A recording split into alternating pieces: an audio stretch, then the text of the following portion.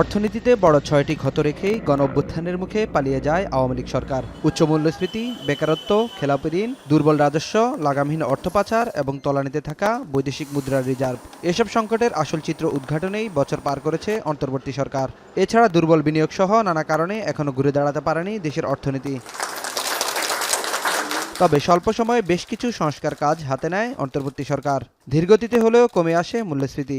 সরকারি হিসাব বলছে ২০২৪ সালের নভেম্বরের ১১.৮৩% মূল্যস্ফীতি থেকে সদ্য বিদায়ী বছরের নভেম্বরে গড় মূল্যস্ফীতি নেমেছে ৮.২৯%। তবে একই সময়ে মজুরি প্রবৃদ্ধি কমায় সাধারণ মানুষের প্রকৃত ক্রয় ক্ষমতা বাড়েনি।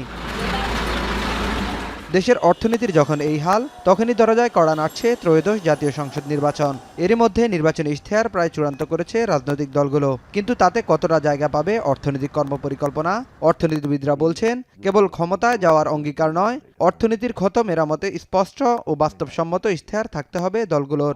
রাজনৈতিক ইশতেহারের ভেতরে অর্থনৈতিক পুনরুদ্ধারের দর্শনটাও যেমন থাকবে, একই রকমভাবে নীতির একটা কাঠামোগত ধারণাও তারা এখানে দেবেন। কারণ অর্থনীতির ভিতরে এখন অনেকগুলো বিষয়কে গুরুত্বপূর্ণ জায়গায় দেখতে হবে। একটা বড় জায়গা হলো সামষ্টিক অর্থনৈতিক স্থিতিশীলতা। দ্বিতীয় আছে হলো নিঃসন্দেহে মূল্যস্ফীতি নিয়ন্ত্রণ।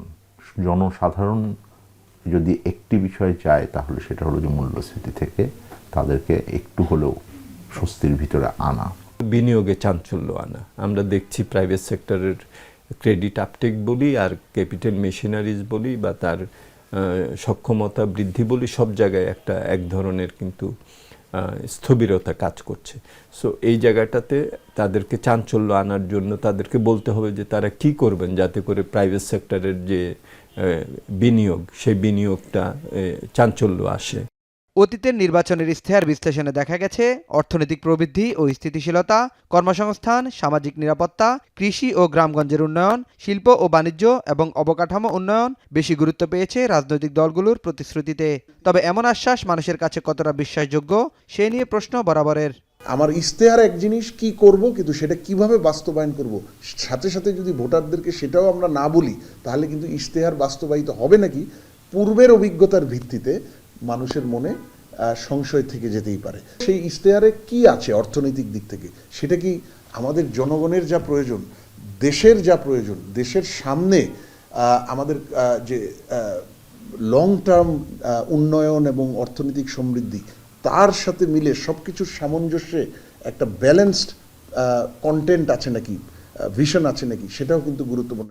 সংশ্লিষ্টরা বলছেন, এবার ভোটে অন্যান্য অনেক বিষয়ের সঙ্গে অর্থনীতির উন্নয়নে দেওয়া পরিকল্পনার প্রভাবক হিসেবে ভূমিকা রাখবে। সংকটের চিত্র আর উত্তরণের পথ, এই দুইয়ের মাঝেই দাঁড়িয়ে আছে নির্বাচনী ইশতেহারের অর্থনীতি।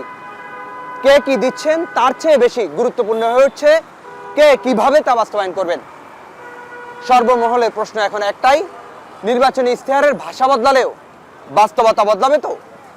নাইম কামাল, এখন, ঢাকা। সানবিট সব দিবে সামাল। সানবিট ম্যাজিক প্রেস, ডিশওয়াশিং এর মাথা ঘোরানো সলিউশন।